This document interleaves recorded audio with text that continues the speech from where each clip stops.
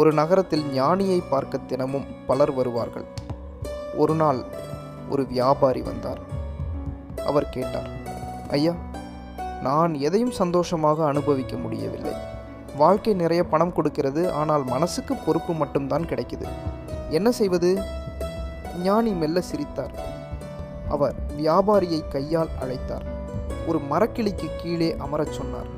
அந்த மரத்தின் கீழ் ஒரு சிறிய நிழல் இருந்தது. ஞானி சொன்னார், இந்த நிழல் எதனால் வந்தது?